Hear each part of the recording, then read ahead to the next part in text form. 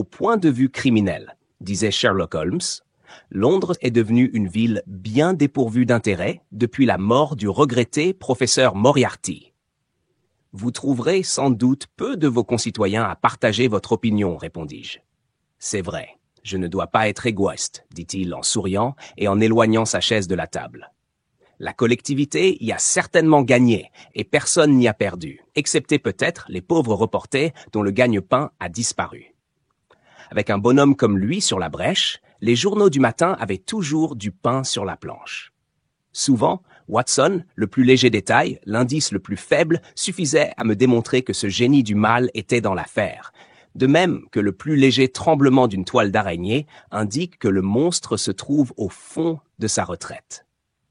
Des vols qui semblent sans importance, des attaques qui paraissent sans but, des outrages présumés inutiles constituaient pour moi, qui tiens la clé du mystère, un tout inséparable. Pour celui qui étudie scientifiquement le monde du crime, aucune capitale d'Europe n'offrait alors les sujets que Londres possédait. Mais maintenant... Il haussa les épaules, comme s'il se plaignait en plaisantant d'un état de choses qu'il avait tout fait pour établir. À l'époque dont je parle, Holmes était de retour depuis plusieurs mois. Sur sa demande, j'avais cédé ma clientèle de Kensington et j'étais revenu partager son vieil appartement dans Baker Street. Un jeune docteur nommé Werner l'avait acheté, sans discussion, au prix le plus élevé que j'avais cru pouvoir demander. Cet incident ne reçut d'ailleurs que plus tard son explication quand j'appris que Werner était un parent éloigné de Holmes et que c'était en réalité mon ami qui lui avait fourni les fonds. Les premiers mois de notre camaraderie n'avaient pas été si peu remplis d'événements qu'il voulait bien le dire, car, en parcourant mes notes, je me rappelle que nous avions eu à nous occuper de l'affaire des papiers de l'ex-président Murillo et de l'accident du steamer danois le Friesland, où nous avions tous les deux failli perdre la vie. Sa nature froide et fière ne cherchait nullement à s'attirer les applaudissements du public, et il m'avait ordonné de ne plus jamais parler ni de lui, ni de ses méthodes, ni de ses succès. Défense qu'il vient seulement de lever. Sherlock Holmes, après avoir protesté comme on l'a vu plus haut, s'était allongé dans son fauteuil et il ouvrait tranquillement son journal quand notre attention fut attirée par un violent coup de sonnette, suivi immédiatement d'un bruit sourd, comme si l'on donnait des coups de poing sur la porte d'entrée. À peine fut-elle ouverte qu'on entendit courir sous le hall et que des pas rapides montèrent bruyamment l'escalier. Un instant après, un jeune homme, les yeux hagards, le teint pâle, échevelé, les traits bouleversés, se précipita dans l'appartement. Son regard alla de l'un à l'autre et, voyant notre étonnement, il comprit qu'il nous devait des excuses pour son entrée sans cérémonie. « Je suis désolé, monsieur Holmes, » s'écria-t-il. « Il ne faut pas m'en vouloir. Je suis à moitié fou, monsieur Holmes. Je suis le malheureux Hector MacFarlane. » Il prononça ces mots comme si son nom seul devait nous expliquer le but de sa visite. Mais je vis bien à la figure de mon compagnon qu'il ne comprenait pas plus que moi. « Prenez donc une cigarette, monsieur MacFarlane, dit-il en lui offrant son étui. Je suis persuadé qu'avec les symptômes que vous présentez, mon ami le Dr Watson vous prescrirait un sédatif. Il fait si chaud depuis quelques jours. Maintenant, si vous vous sentez un peu remis, je serai très heureux de vous voir prendre ce fauteuil et de vous entendre raconter avec le plus grand calme qui vous êtes et ce qui vous amène. Familier comme j'étais avec les méthodes de mon ami, il ne m'était pas difficile de suivre ses déductions et d'observer le désordre des vêtements du jeune homme, sa serviette bourrée de papier timbré, les breloques de sa chaîne de montre et sa respiration haletante. Notre client nous contempla cependant avec surprise. Oui, je suis bien tout cela. Et de plus, l'homme de Londres le plus malheureux en ce moment. Pour l'amour de Dieu, monsieur Holmes, ne m'abandonnez pas. Si l'on vient m'arrêter avant que j'aie terminé mon histoire, faites-moi donner le temps de vous faire connaître toute la vérité. J'irai heureux en prison si je sais que vous vous occupez de moi. Vous arrêtez, dit Holmes. C'est réellement très amuse, très intéressant. Et sous quelle prévention vous arrêterait-on? Sous prévention de l'assassinat de Mr. Jonas Alderweireld. La figure expressive de mon ami laissa percer une sympathie qui n'était pas, je le crois bien, exempte de quelque satisfaction. Vraiment, dit-il. Je disais précisément ce matin à mon ami, le Dr. Watson, que les affaires sensationnelles devenaient de plus en plus rares dans les journaux. Notre visiteur allongea une main tremblante et ramassa le Daily Telegraph qui était posé sur les genoux de Holmes. Si vous l'avez lu, monsieur, vous aurez vu au premier coup d'œil le motif de ma visite de ce matin. Il me semble que mon nom et mon malheur sont sur les lèvres de tous. Il retourna le journal et présenta la page du milieu. « Voici, dit-il, avec votre permission, je vais vous le lire. Écoutez, monsieur Holmes, voici l'entête. Le mystère de Lower Norwood, la disparition d'un entrepreneur bien connu, soupçon d'assassinat et d'incendie, la piste de l'assassin. C'est cette piste que l'on suit déjà, monsieur Holmes, et je sais qu'infailliblement, elle conduit vers moi. On me suit depuis la gare de London Bridge et je suis sûr qu'on n'attend qu'un mandat pour m'arrêter.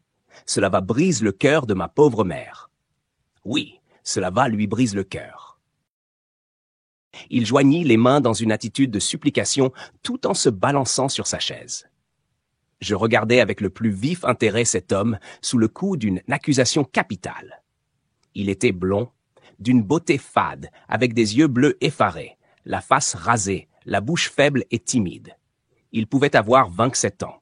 Sa tenue et son maintien étaient ceux d'un homme bien élevé. De la poche de son pardessus d'été sortait une liasse de papier d'affaires qui dénotait sa profession. « Il nous faut d'abord utiliser le temps que nous avons de libre, dit Holmes. Watson, ayez donc la bonté de prendre ce journal et de lire l'article en question. » Sous l'entête en gros caractères que notre client venait d'indiquer, je lus la narration suivante.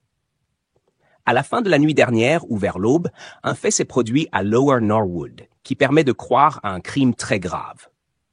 Monsieur Jonas Oldacre était une des personnalités les plus connues de ce faubourg, où il avait établi depuis de longues années ses bureaux d'entrepreneurs de construction. Célibataire, âgé de 52 ans, il habitait Deep Dean House, du côté de Sydenham, sur la route du même nom. Il passait pour avoir des habitudes fort excentriques et être très fermé dans sa manière de vivre. Depuis quelques années, il s'était pour ainsi dire retiré des affaires, où il avait, dit-on, amassé une grosse fortune. Une petite cour contenant des bois de construction se trouve derrière la maison. La nuit dernière, vers minuit, on s'aperçut qu'un tas de ces bois était en feu.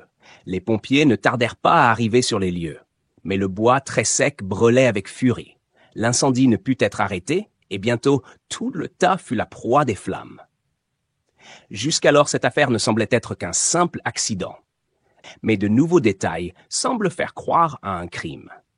On a été fort surpris de l'absence du maître de la maison sur le théâtre de l'incendie. Et l'enquête à laquelle il a été procédé a démontré qu'il avait disparu. L'examen de sa chambre a établi que son lit n'avait pas été défait, que le coffre-fort qui se trouvait dans sa chambre avait été ouvert et qu'un grand nombre de papiers importants avaient été jetés pêle-mêle dans la pièce. On a constaté également des indices de lutte. Des traces de sang ont été trouvées dans la chambre, ainsi que sur une canne en chêne dont la poignée était maculée de sang. Il n'est pas douteux que M. Jonas Oldacre a reçu dans la soirée d'hier une visite très tardive, et la canne a été reconnue pour être la propriété du visiteur, qui n'est autre qu'un jeune solliciteur de Londres qui répond au nom de John Hector McFarlane, associé de Graham et McFarlane. 426 Gresham Buildings, ici. La police croit avoir en sa possession la preuve évidente de sa culpabilité, et il n'est pas douteux que des faits sensationnels vont se produire incessamment. Dernière heure. Le bruit court au moment où nous mettons sous presse que M. John Hector McFarlane a été arrêté sous l'inculpation de l'assassinat de M. Jonas Oldacre.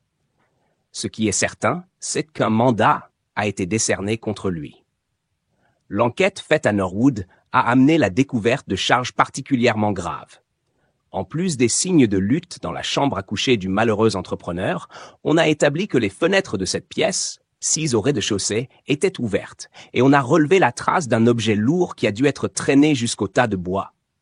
Enfin, on a, paraît-il, découvert des débris humains carbonisés au milieu des décombres. L'opinion de la police est qu'un crime sensationnel a été commis, que la victime a été assassinée dans sa chambre. Ses papiers bouleversés et son cadavre traîné jusqu'au tas de bois auquel le coupable a mis le feu pour effacer toute trace de son crime. L'enquête est conduite par les soins expérimentés de l'inspecteur Lestrade de Scotland Yard, qui suit tous les indices avec son énergie accoutumée. Sherlock Holmes écoutait, les yeux fermés, les mains jointes, ce récit remarquable. « L'affaire présente bien quelque intérêt, dit-il d'un ton nonchalant. Puis-je vous demander tout d'abord, monsieur Macfarlane, comment vous êtes encore en liberté, puisqu'il y a, paraît-il, assez de preuves pour justifier votre arrestation? J'habite à Torrington Lodge, Blackheath, avec mes parents, monsieur Holmes. Mais la nuit dernière, très tard, ayant des affaires à régler avec monsieur Jonas Oldacker, je suis descendu à un hôtel de Norwood, et de là, je suis venu à mon bureau. Je ne savais rien de l'affaire jusqu'à ce que je fusse dans le train. Quand j'ai eu lu ce que vous venez d'entendre, j'ai compris de suite l'horrible danger de ma position et je suis accouru mettre l'affaire entre vos mains. Sans aucun doute, j'aurais déjà été arrêté si je m'étais présenté à mes bureaux ou à mon domicile. On me suit depuis la gare de London Bridge et, certainement, grand Dieu! Qu'est-ce là? Un violent coup de sonnette avait retenti. Il fut suivi de pas lourds qui se firent entendre dans l'escalier. Un instant après, notre vieille connaissance Lestrade fit son apparition dans l'encadrement de la porte. Par-dessus son épaule, j'aperçus des polissements en uniforme qui se tenaient sur le palier. « Monsieur John Hector Macfarlane » dit Lestrade. Notre malheureux client se leva avec la figure livide.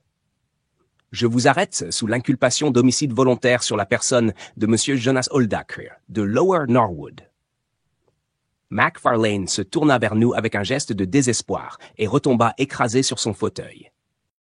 Un moment. Lestrade, dit Holmes, une demi-heure de plus ou de moins n'a pas d'importance, et ce gentleman était sur le point de nous donner sur cette affaire des détails qui pouvaient l'éclaircir. Elle ne sera pas difficile à éclaircir, dit Lestrade d'un ton lugubre. Néanmoins, avec votre permission, je serais charmé d'entendre son récit. Eh bien, monsieur Holmes, vous savez bien qu'il m'est difficile de vous refuser quelque chose, car une ou deux fois vous nous avez déjà rendu des services. Et nous vous devons plus d'un succès à Scotland Yard, dit Lestrade.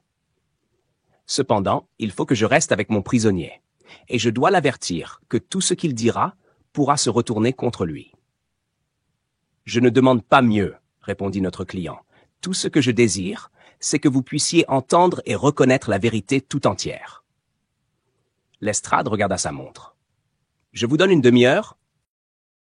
Je dois d'abord expliquer, dit Macfarlane, que je ne connaissais nullement monsieur Jonas Oldacker. Son nom m'était familier, car il y a longtemps mes parents l'avaient connu. Mais il s'était perdu de vue.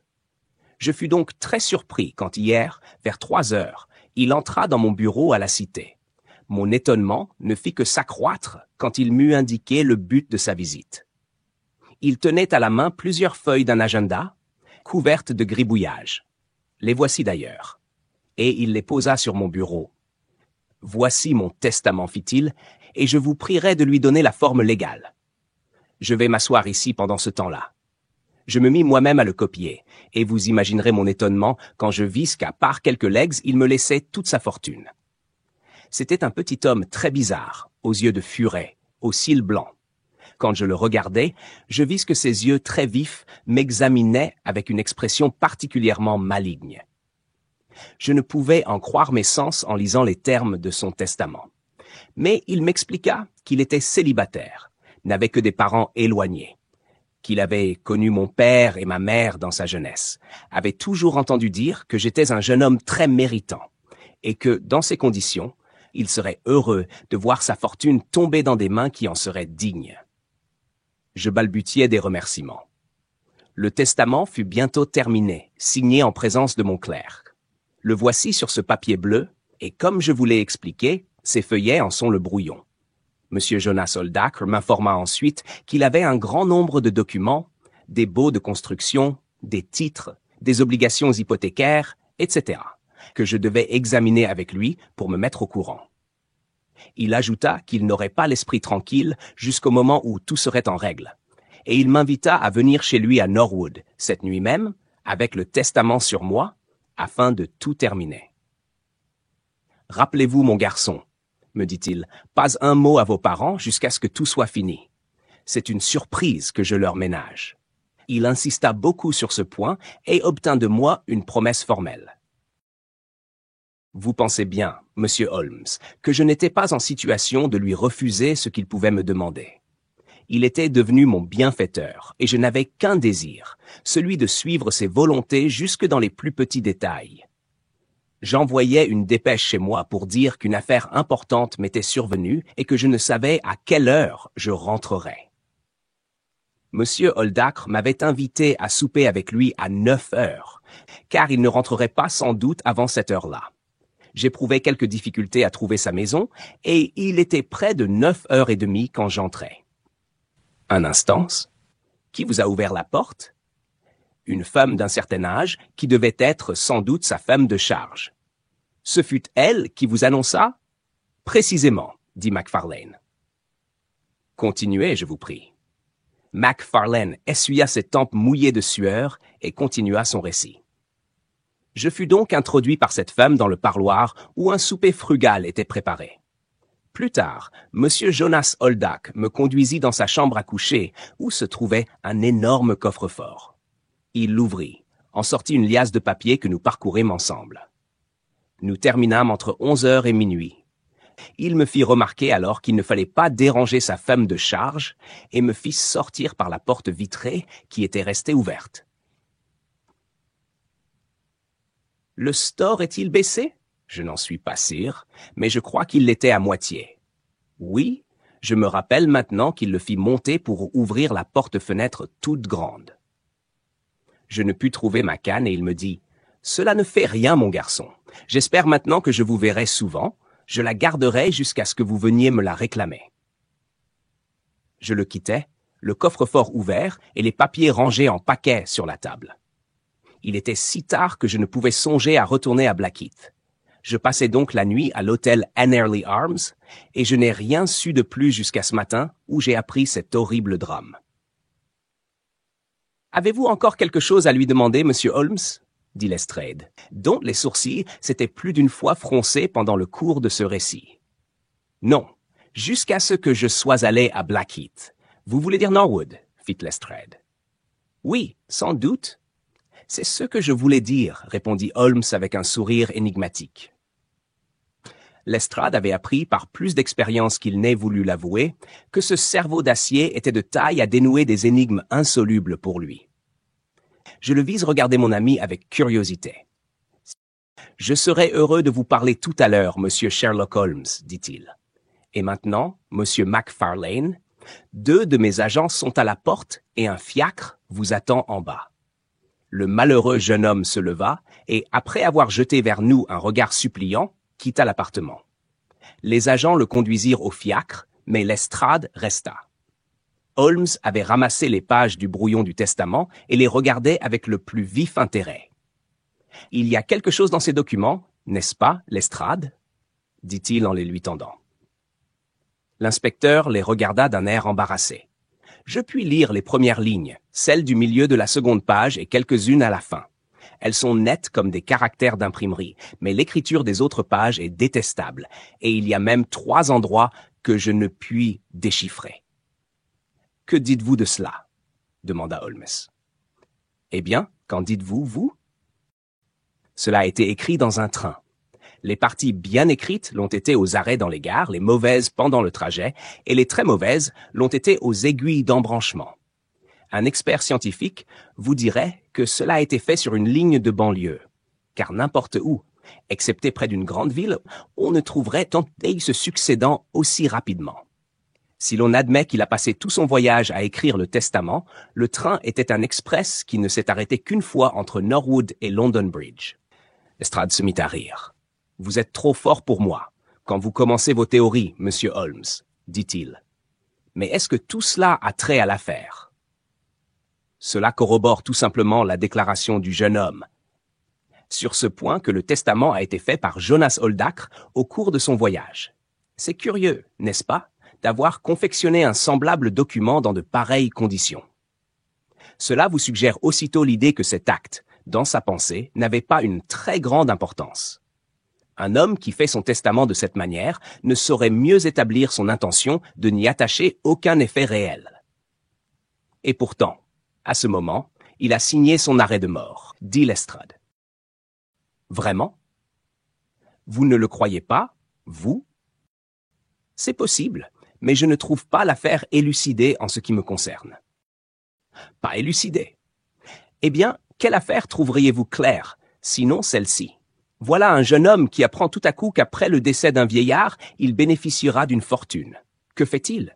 Sans rien révéler à personne, il donne un prétexte pour s'absenter, va le soir même rendre visite à son client, attend le moment où la seule personne qui habite la maison se soit mise au lit. Et alors, dans la solitude, il assassine ce vieillard dans la chambre, brûle le cadavre sur un tas de bois et va coucher dans un hôtel voisin. Les taches de sang dans l'appartement et sur la canne sont très légères. Il est probable qu'il avait présumé qu'il pourrait accomplir son crime sans trop d'effusion de sang. Et il n'avait pas hésité à croire que, si le cadavre avait pu être consumé, le genre de mort de sa victime serait demeuré inconnu et aurait empêché les soupçons de se porter sur lui. N'est-ce pas évident? Je trouve même, mon cher Lestrade, que cela paraît trop évident, dit Holmes. Parmi vos nombreuses qualités, il vous manque l'imagination. Mais si vous pouviez par la pensée vous mettre à la place de ce jeune homme, auriez-vous choisi précisément la nuit même où le testament aurait été fait en votre faveur pour commettre le crime? N'auriez-vous pas trouvé trop dangereux cette corrélation entre les deux faits? De plus, auriez-vous choisi une occasion pareille, quand tout le monde pouvait savoir que vous étiez venu dans la maison, puisque c'était la domestique elle-même qui vous avait introduit?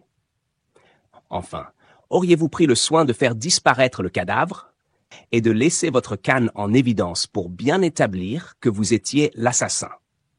Avouez, Lestrade, que tout cela est bien invraisemblable. Quant à la canne, monsieur Holmes, vous le savez aussi bien que moi, un criminel est souvent si bouleversé qu'il n'agit pas comme un homme qui a son sang-froid. Sans doute, il a eu peur de retourner la chercher dans la chambre. Trouvez-moi donc une hypothèse qui puisse se concilier avec les faits. Je vous en indiquerai facilement une demi-douzaine, dit Holmes. En voici une, par exemple, qui est possible et même probable. Je vous en fais cadeau. Le vieillard est en train de montrer ses papiers qui ont évidemment beaucoup de valeur. Passe un vagabond qui l'aperçoit à travers la fenêtre, car le store n'est qu'à moitié baissé. Le solliciteur part et le vagabond fait son entrée, saisit la canne qu'il aperçoit, tue Oldacre et disparaît après avoir brûlé le cadavre. Pourquoi le vagabond l'aurait-il fait disparaître? Eh bien, et Macfarlane, pourquoi l'aurait-il brûlé? Afin de faire disparaître toute preuve. Un vagabond est tout aussi bien éprouvé le besoin de cacher l'assassinat. Mais comment un vagabond n'aurait-il rien volé? Parce qu'il n'aurait jamais pu négocier ses valeurs. Lestrade secoua la tête, bien qu'il me parût avoir quelque peu perdu de son assurance. Eh bien, monsieur Sherlock Holmes, cherchez donc votre vagabond, et pendant que vous le chercherez, nous tiendrons notre homme. L'avenir dira qui de nous deux avait raison. Mais remarquez ce détail, monsieur Holmes. Aucun document à notre connaissance n'a été enlevé, et seul notre prisonnier n'avait aucune raison de les prendre, puisqu'il était légataire, et que par suite, il devait les avoir plus tard. Mon ami sembla frappé par cette observation. Je vous accorde que les apparences sont tout à fait favorables à votre système, dit-il. Je veux seulement vous démontrer qu'il y en a d'autres possibles. Ainsi que vous venez de le dire, l'avenir décidait. Bonjour. Peut-être bien, dans le courant de la journée, j'irai à Norwood voir comment vont les affaires. Après le départ du détective, mon ami se leva et fit ses préparatifs pour le travail de la journée, avec l'air alerte d'un homme auquel convient l'œuvre qu'il va accomplir. Mon premier objectif, Watson, dit-il en passant sa redingote, est d'aller du côté de Blackheath. Pourquoi pas à Norwood? Parce que dans cette affaire, il y a un fait extraordinaire, qui est comme la suite d'un autre fait aussi singulier. La police a commis la faute de concentrer toute son attention sur le second, parce que c'est le seul qui constitue le crime. Pour moi, il est évident que la logique, au début de cette affaire, exige qu'on élucide le premier point. Ce testament bizarre, fait si rapidement, qui instituait un légataire si inattendu. Cela pourra simplifier la solution. Je ne pense pas, mon cher ami, que vous puissiez m'aider. Il n'y a aucune perspective de danger, sans quoi je ne songerai pas un instant à partir sans vous. J'espère que ce soir, je pourrai vous annoncer quelques découvertes disculpant ce malheureux jeune homme qui s'est mis sous notre protection. Mon ami rentra tard, et je vis de suite, à ses traits fatigués, à sa figure anxieuse, que le grand espoir qu'il avait soutenu le matin avait été déçu. Pendant 1 heure, il joua du violon, cherchant à calmer l'agitation de ses nerfs. Enfin, il jeta son instrument et me fit un récit détaillé de ses mésaventures. « Tout va mal, Watson, aussi mal que possible. J'ai fait bonne contenance devant l'estrade, mais vraiment, je crois que pour une fois, l'animal est sur la bonne piste, comme nous sur la mauvaise. Mon instinct penche d'un côté, les faits matériels de l'autre, et il est fort à craindre que les bons jurés anglais n'aient pas le degré d'intelligence qui leur permettrait de croire plutôt à mon système qu'aux faits positifs établis par Lestrade. Êtes-vous allé à Blackheath? Oui. Watson, j'y suis allé, et je n'ai pas tardé à me rendre compte que Feu Holdac était un fameux gredin. Le père de Macfarlane était parti à la recherche de son fils. La mère seule est à la maison. Une petite femme aux cheveux frisés, aux yeux bleus, toute tremblante de crainte et d'indignation. Bien entendu, elle ne pouvait admettre même la possibilité d'un crime commis par son fils, mais elle n'exprima ni la moindre surprise, ni le moindre regret de la mort d'Oldacre. Au contraire, elle m'en parla avec tant d'amertume qu'inconsciemment, son attitude venait fortifier le système de la police. Car certainement, si son fils l'a entendu parler de cette façon, il a dû être prédisposé à la haine et à la violence. Il ressemble plus à un singe méchant et rusé qu'à un être humain, me dit-elle, et il en a toujours été ainsi, même pendant sa jeunesse. Vous l'avez connu à cette époque? Oui, je l'ai bien connu. Il avait même demandé ma main. Dieu merci. J'ai eu le bon sens de le refuser, pour épouser un homme meilleur bien que moins riche. J'étais même fiancé avec lui, Monsieur Holmes, quand on me raconta sur son compte une histoire ignoble. Il avait enfermé un chat dans une volière. Je fus si épouvanté de sa cruauté que je ne voulus plus le voir. Elle chercha dans son bureau et trouva enfin une photographie de femme, lacérée par des coups de canif. C'est ma photographie, dit-elle. Il me l'a retournée dans cet état, le jour de mon mariage, accompagnée de sa malédiction. Eh bien, lui dis-je, au moins il vous a pardonné maintenant, puisqu'il a laissé toute sa fortune à votre fils. Ni mon fils, ni moi, ne voulons rien de Jonas Oldacre, qu'il soit en vie ou qu'il soit mort, s'écria-t-elle avec énergie. Il y a un Dieu au ciel, Monsieur Holmes, et ce même Dieu punira ce méchant homme et démontrera, quand le moment sera venu, que les mains de mon fils ne sont pas souillées de son sang. J'essayai de la sonder à plusieurs reprises, mais je n'arrivais à rien obtenir, qui fût de nature à appuyer notre hypothèse, que semblait, au contraire, infirmer certains détails. J'y renonçai et partis à Norwood. La maison appelée Deep Dean House est une importante villa moderne, construite en briques rouges, située au milieu d'une plaine et bordée de lauriers. À droite, et à quelque distance de la route, se trouve la cour, dans laquelle étaient placés les tas de bois où avait éclaté l'incendie. Voici d'ailleurs un plan sur mon carnet. Cette porte-fenêtre à gauche donne dans la chambre d'Oldacre. De la route, on peut voir à l'intérieur. C'est la seule fiche de consolation de ma journée. Lestrade n'était pas là, mais son agent en chef m'a fait les honneurs de l'immeuble. Il venait de découvrir une charge très grave. Après avoir passé la matinée à fouiller les cendres, ils avaient trouvé, près des restes humains carbonisés, plusieurs disques de métal décolorés. Je les examinai avec soin. Sans aucun doute, c'étaient des boutons de pantalon. J'ai pu même distinguer sur l'un d'eux le nom de Yams, le tailleur du vieux Oldacre. J'ai fouillé avec le plus grand soin la pelouse pour m'assurer s'il existait des empreintes de pas, mais la sécheresse a rendu la terre dure comme du fer. On n'a rien pu distinguer, sauf qu'un corps ou un paquet a été traîné à travers une haie de Troine qui se trouve dans la direction du tas de bois. Tout cela concorde avec le système de l'accusation. Pendant 1 heure, sous le soleil brûlant d'août, je me suis traîné à plat ventre sur la pelouse sans être plus avancé. Après ce fiasco, je suis allé dans la chambre à coucher que j'ai examinée à fond. Les taches de sang sont très légères. presque décolorée, mais sans nul doute toute fraîche. La canne avait été mise de côté. Elle portait elle aussi de légères taches de sang. Elle appartient à notre client. Cela n'est pas douteux. Il le reconnaît d'ailleurs. On voit les traces des pas de 2 hommes sur le tapis, mais non d'une 3e personne. Sur ce point encore, nos adversaires l'emportent. Leurs charges ne font que s'amonceler, tandis que nous restons dans le statu quo. Je n'ai eu qu'un seul petit rayon d'espoir, et c'est presque insignifiant. J'ai examiné le contenu du coffre-fort. La plupart des objets qu'il contenait étaient épars sur la table. Les papiers avaient été placés sous des enveloppes scellées, dont 1 ou 2 ouvertes par la police. Ils n'avaient pas, autant que je pus en juger, une grande valeur, et le carnet de chèques ne semblait pas indiquer une grosse fortune chez M. Oldacre. Il me sembla pourtant que tous les documents ne se trouvaient pas là. Il y avait des allusions à certains titres, ceux, sans doute, qui avaient le plus de valeur, que je ne pouvais pas trouver. Si nous pouvions le prouver, bien entendu, cela retournerait l'argument de Lestrade contre lui-même, car quel intérêt aurait eu notre client à voler des titres dont il devait hériter? Enfin, après avoir tout fouillé sans découvrir aucun indice, je me rabattis sur la femme de charge. Madame Lexington, tel est son nom, est une femme brune, très silencieuse, au regard soupçonneux et fuyant.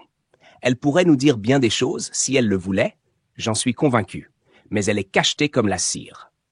Elle avait introduit, a-t-elle dit, M. McFarlane à 9h30. Elle était allée se coucher à 10h30. Sa chambre était à l'autre extrémité de la maison, de telle sorte qu'elle n'avait pu rien entendre de ce qui s'était passé dans celle de son maître. M. McFarlane avait, autant qu'elle pouvait s'en souvenir, laissé son chapeau et sa canne dans le vestibule. Elle n'avait été réveillée que par les cris « Au feu !» Son pauvre maître avait certainement été assassiné. Avait-il des ennemis? Tout homme a des ennemis, mais M. Oldacre vivait très retiré et ne voyait personne que pour ses affaires. Elle avait vu les boutons et était sûre qu'ils avaient appartenu aux vêtements qu'il portait ce soir-là. Le tas de bois était très sec, car il n'avait pas plu depuis 1 mois. Il flamba comme allumette, et quand elle arriva, on ne voyait que des flammes.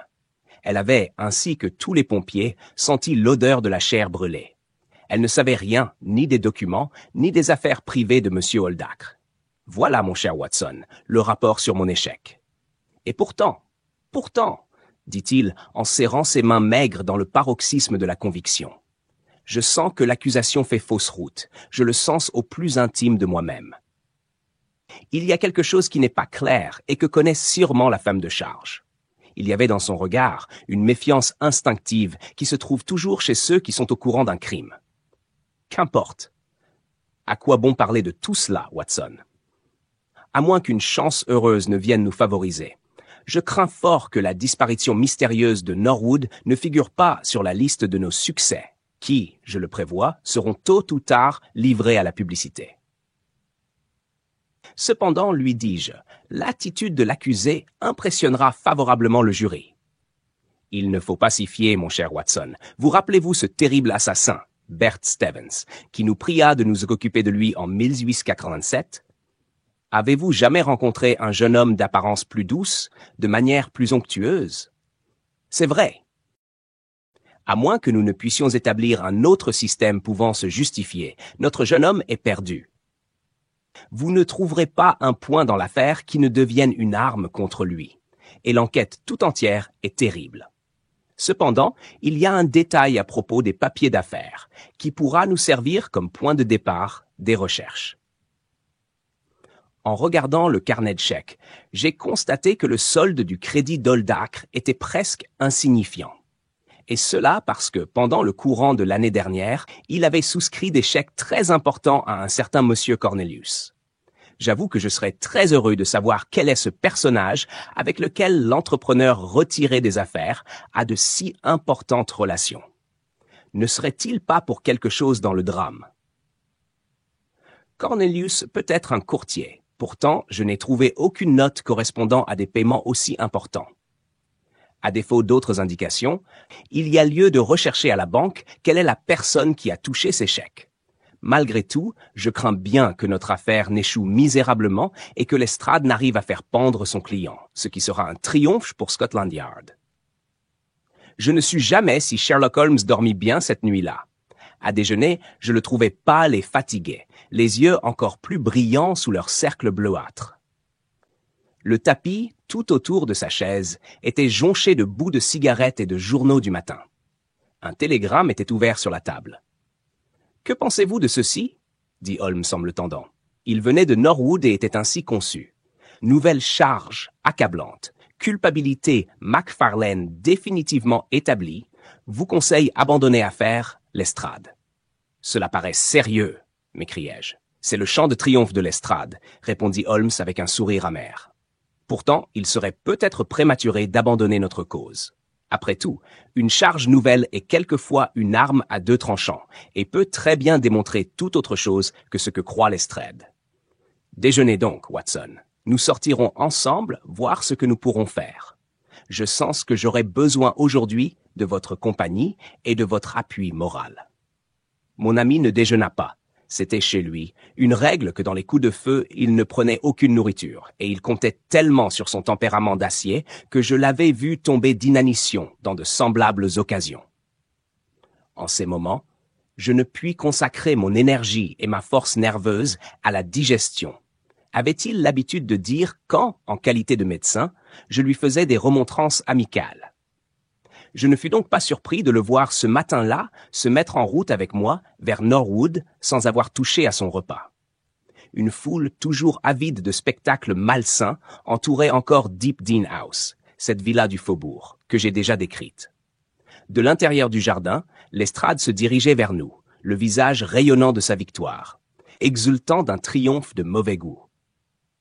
« Eh bien, monsieur Holmes, êtes-vous arrivé à démontrer que nous avons fait fausse route ? Avez-vous trouvé votre vagabond » cria-t-il. « Je n'ai encore formulé aucune conclusion, » reprit mon ami. « Nous avons formulé les nôtres hier, et nous avons la preuve absolue. Il vous faudra donc reconnaître cette fois-ci, monsieur Holmes, que nous vous avons dépassé.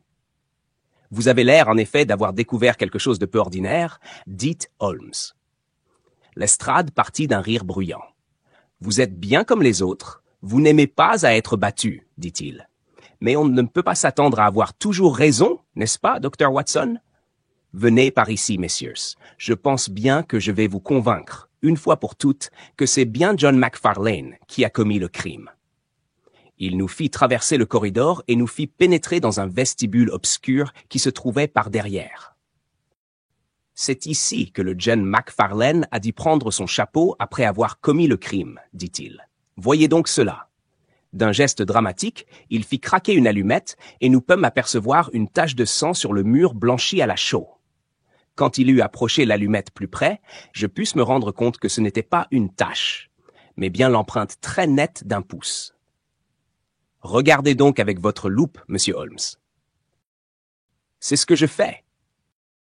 Vous savez, n'est-ce pas, qu'il n'existe pas deux pouces donnant la même empreinte. J'ai bien entendu dire quelque chose comme cela. Eh bien, veuillez donc comparer cette empreinte avec celle du pouce droit de Macfarlane qu'on a prise par mon ordre ce matin. Il tenait l'empreinte en cire près de la tache de sang. Il n'y avait pas besoin de se servir d'une loupe pour constater que toutes les deux avaient été faites par le même pouce. Il était évident pour moi que notre malheureux client était perdu.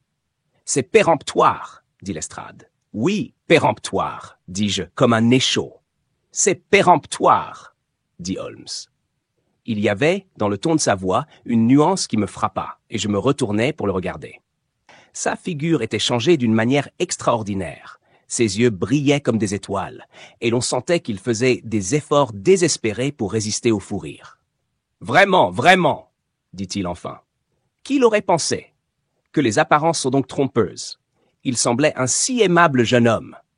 Ce sera une leçon pour nous de ne pas croire à notre premier mouvement. N'est-ce pas, Lestrade? Oui, quelques personnes, en effet, ont la mauvaise habitude de se croire trop sûres d'elles-mêmes, monsieur Holmes. L'insolence de l'agent était énervante, mais il était impossible d'y répondre. Quelle chance providentielle que ce jeune homme ait justement appuyé son pouce droit contre le mur en prenant son chapeau! C'est un acte si naturel, au fait, quand on y pense. Holmes était extraordinairement calme, mais on sentait toujours en lui la lutte contre le rire. À propos, Lestrade, qui donc a fait cette découverte remarquable? Madame Lexington, la femme de charge, qui a attiré sur ce point l'attention du constable de nuit. Où était le constable de nuit? Il est resté de garde dans la chambre où le crime avait été commis, afin d'empêcher qu'on ne touche à rien. Comment se fait-il que la police n'ait pas remarqué cette empreinte hier? Nous n'avions aucun motif spécial d'examiner avec soin ce vestibule. Elle se trouve d'ailleurs dans un endroit peu en vue. Non, bien entendu, il n'y a aucun doute, évidemment, sur le point de savoir si l'empreinte en question s'y trouvait hier. Lestrade regarda Holmes comme s'il le croyait devenu subitement fou. Moi-même, j'étais quelque peu surpris de ses manières joyeuses et de son observation quelque peu incohérente. Est-ce que vous penseriez que Macfarlane est sorti cette nuit de la prison dans le but de fournir lui-même une preuve nouvelle de sa culpabilité? Dit Lestrade. N'importe quel expert viendra nous affirmer que c'est bien là l'empreinte de son pouce. Ce point est hors de doute. Eh bien, cela suffit, dit Lestrade. Je suis un homme pratique, monsieur Holmes, et quand j'établis une preuve, j'en tire mes conclusions. Si vous avez quelque chose à me dire, vous me trouverez dans le parloir en train de rédiger mon rapport. Holmes avait enfin recouvré son égalité d'humeur, dans laquelle je démêlais cependant une nuance d'ironie. Vraiment, c'est une triste découverte pour notre client, n'est-ce pas, Watson? Dit-il. Et cependant, tout espoir pour lui n'est pas perdu. Je suis ravi de vous l'entendre affirmer, dis-je d'un ton joyeux. Je craignais bien que tout ne fût fini pour lui. Je ne vais pas jusqu'à dire qu'il est sauvé, mon cher Watson, mais tout simplement qu'il y a une fuite sérieuse dans la constatation à laquelle l'ami Lestrade attache une si haute importance. Vraiment, Holmes? Et laquelle donc? Celle-ci, tout simplement. Je suis sûr que cette tache n'était pas là quand j'ai examiné hier le vestibule. Et maintenant, Watson, faisons donc maintenant un petit tour au soleil. Les idées confuses, mais un rayon d'espoir au cœur. J'accompagnais mon ami dans sa promenade autour du jardin. Holmes examina successivement, avec la plus grande attention, chacune des 4 faces de la maison. Ensuite, il pénétra à l'intérieur et parcourut tout l'immeuble de la cave au grenier. La plupart des chambres étaient vides, mais cependant Holmes les inspecta très minutieusement.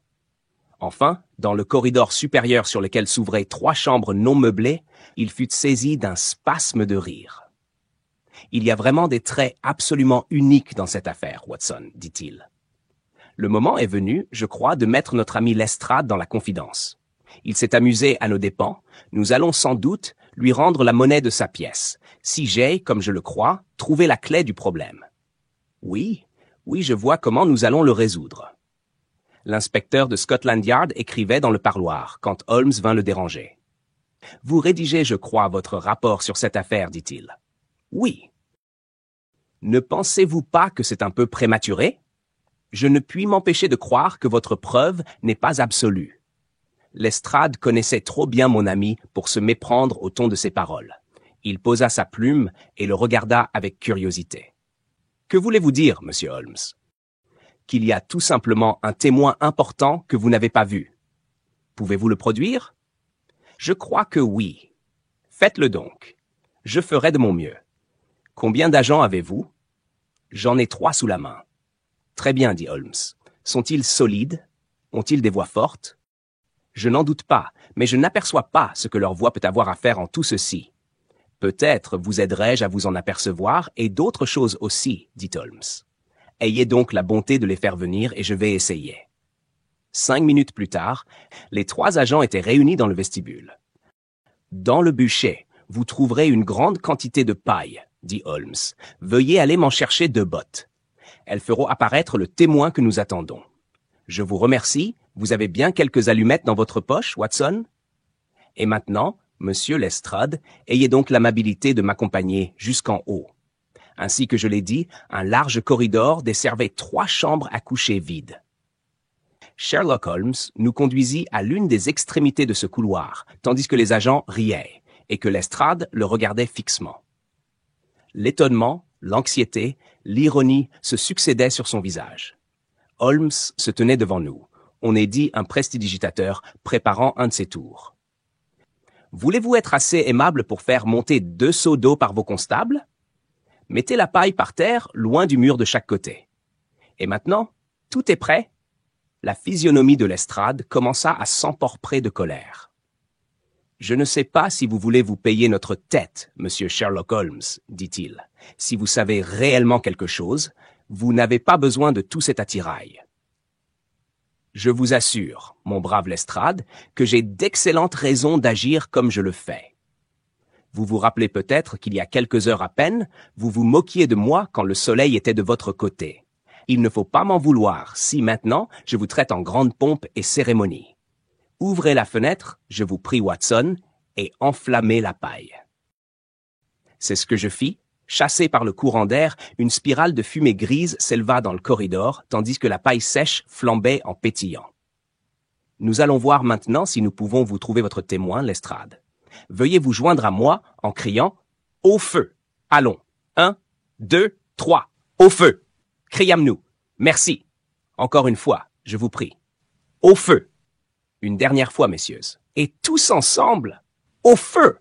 Le cri dut être entendu dans tout Norwood. Il cessait à peine qu'un spectacle extraordinaire se produisit. Une porte s'ouvrit tout à coup à l'autre extrémité du corridor, dans ce qui paraissait être le mur, et un petit homme tout ratatiné en sortit comme un lapin de son terrier. « Parfait, dit Holmes avec calme. Watson, un seau d'eau sur la paille. Ça y est. Lestrade, permettez-moi de vous présenter votre témoin principal, monsieur Jonas Oldacre. » Le détective dévisagea l'inconnu avec une expression d'étonnement sans borne. Les yeux de cet homme clignotaient à la lumière crue du corridor. Il jetait des regards sur nous et sur le feu qui se mourait. Sa physionomie était odieuse, sournoise, vicieuse, méchante, avec des yeux fuyants gris pâle et des cils blancs. « Qu'est-ce là ?» dit enfin Lestrade. « Qu'avez-vous fait tout ce temps-ci, eh ?» Oldacre eut un rire gêné et se détourna du visage rouge et furieux du détective. « Je ne faisais pas de mal. »« Pas de mal ? Vous avez fait tout ce que vous avez pu pour faire pendre un innocent, et vous auriez même peut-être réussi si ce gentleman que voici n'était pas intervenu. » Le misérable commença à pleurnicher. « Je vous assure, monsieur, que ce n'était qu'une plaisanterie de ma part. »« Oh, une plaisanterie ! Les rieurs ne seront pas de votre côté, je vous rassure. Arrêtez-le et gardez-le à vue dans le parloir jusqu'à mon retour. » « Monsieur Holmes, continua-t-il après le départ de ses agents, je ne pouvais parler devant les constables, mais la présence du docteur Watson ne m'empêchera pas d'affirmer que voilà la plus belle affaire que vous ayez débrouillée, bien que la manière dont vous avez opéré reste pour moi un mystère. Vous avez sauvé la vie d'un innocent, et vous avez empêché un scandale qui ait ruiné ma réputation dans notre corps. » Holmes sourit, et tapant sur l'épaule de Lestrade. « Bien loin d'être ruiné, mon brave ami, votre réputation n'en sera que plus brillante. Vous n'avez qu'à faire quelques changements dans le rapport que vous rédigiez, et l'on verra combien il est difficile de jeter de la poudre aux yeux de l'inspecteur Lestrade. Vous ne voulez donc pas que votre nom paraisse? Pas du tout. Le succès est ma seule récompense. Peut-être, dans des jours lointains, la gloire me viendra-t-elle, mais ce sera quand j'aurai permis à mon historiographe zélé de mettre au jour son manuscrit, n'est-ce pas, Watson? Voyons maintenant où ce rat se cachait. À environ 6 pieds de l'extrémité du corridor avait été élevé un mur de lattes et de plâtre, percé d'une porte habilement dissimulée. Ce réduit était éclairé seulement par les intervalles ménagés entre les tuiles. Quelques meubles, de l'eau, des provisions de bouche se trouvaient à l'intérieur, ainsi qu'un grand nombre de livres et de papiers. Voilà l'avantage d'être entrepreneur, dit Holmes, tandis que nous sortions. Il a pu se construire une cachette sans avoir eu besoin de recourir à un complice. Sauf, bien entendu, cette précieuse femme de charge que je vous conseille, Lestrade, de mettre dans le même sac. Je suivrai certainement votre avis. Mais comment avez-vous découvert ce réduit, monsieur Holmes? J'avais toujours dans l'idée que mon gaillard était caché dans la maison. Je n'eus plus de doute après avoir remarqué que le corridor en question était de 6 pieds moins long que celui qui lui correspondait à l'étage inférieur. Je pensais bien qu'il n'aurait pas la force de rester calme en entendant les cris d'alarme. Nous aurions pu, il est vrai, le surprendre dans sa cachette, mais cela me paraissait plus piquant de le faire se dénicher lui-même. Et puis aussi, Lestrade, je vous devais bien une petite mystification pour vos plaisanteries de ce matin. Certainement, monsieur, vous m'avez rendu la monnaie de ma pièce. Mais comment, diable, avez-vous soupçonné sa présence dans la maison? L'empreinte du pouce, Lestrade. Vous aviez déclaré que cette découverte était péremptoire. C'était vrai, mais dans un autre sens. Je savais que cette tache ne se trouvait pas la veille sur le mur. J'apporte, ainsi que vous avez pu vous en rendre compte, la plus grande attention à l'examen des détails. J'avais examiné le vestibule et j'avais la certitude que le mur était absolument net. Donc, l'empreinte avait été faite pendant la nuit. Mais comment? Très simplement, quand les papiers d'affaires avaient été scellés. Jonas Oldacre avait dû obtenir de Macfarlane qu'il posât le pouce sur la cire molle pour les cacheter. Cela a dû être fait si vivement et si naturellement que sans nul doute le jeune homme ne doit même pas s'en souvenir. C'est probablement ainsi que les choses se sont passées. Sans doute même Oldacre ne soupçonnait pas à ce moment comment il s'en servirait. Au cours des réflexions qu'il a dû faire dans son réduit, il a songé quelle preuve indiscutable il pourrait établir de la culpabilité de Macfarlane en se servant de l'empreinte de son pouce. Rien ne lui était plus facile que de reproduire cette empreinte apposée sur la cire, en la mouillant du sang produit par une piqûre d'épingle et l'apposant sur le mur soit par lui-même, soit par sa femme de charge. Si l'on examine les papiers qu'il avait cachés avec lui dans son réduit, je parie qu'on y trouvera le cachet avec l'empreinte du pouce de Macfarlane. Étonnant, dit Lestrade. Étonnant, c'est clair, comme de l'eau de roche, grâce à vous. Et quel était le mobile de toute cette invention, monsieur Holmes? La nouvelle attitude du détective était vraiment amusante à voir. On est dit un élève posant des questions à son précepteur. Eh bien, je crois qu'il n'est pas très difficile de l'expliquer. Ce gentleman qui nous attend en bas est très méchant et très vindicatif. Vous savez que la mère de Macfarlane avait jadis refusé sa main? Vous ne le saviez pas? Je vous avais pourtant dit de faire une enquête d'abord à Blackheath avant d'aller à Norwood. Cette injure, qui lui tenait si fort au cœur, s'est incrustée dans son cerveau méchant et intrigant, et toute sa vie s'est passée à chercher un moyen de vengeance, sans l'avoir trouvé jusqu'à ce moment. Au cours de ces 2 dernières années, ses affaires ont périclité, car il spéculait secrètement, je crois, et il se trouve actuellement dans une mauvaise passe. Il a formé le dessein d'escroquer ses créanciers, et dans ce but, il a souscrit des valeurs importantes au profit d'un certain Cornelius, qui, j'imagine, n'est autre que lui-même sous un autre nom. Je n'ai pas encore suivi la trace de ces chèques, mais sans doute ils ont été escomptés dans une banque d'une ville de province, où Oldacre mène de temps en temps son existence en partie double. Il avait l'intention à la fois de changer de nom, de réaliser sa fortune et de disparaître pour recommencer ailleurs une nouvelle vie. C'est bien probable. Il a sans doute songé qu'en disparaissant ainsi, il éviterait, d'une part, des poursuites, et d'autre part, tirerait une vengeance éclatante de son ancienne fiancée, s'il pouvait faire croire qu'il avait été assassiné par son unique enfant. C'était un chef-d'œuvre de lâcheté, et il a réussi comme un maître.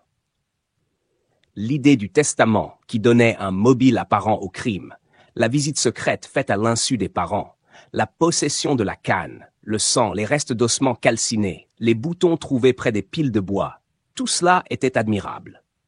C'était un réseau de faits qui me paraissait, il y a quelques heures, ne laisser aucune chance de salut. Mais il manquait à notre homme la suprême qualité de l'artiste, celle de savoir où il faut s'arrêter. Il voulait perfectionner ce qui était déjà parfait, serrer encore davantage la corde autour du cou de sa malheureuse victime, et c'est ainsi qu'il a tout détruit. Descendons, Lestrade. Je désire lui poser 1 ou 2 questions.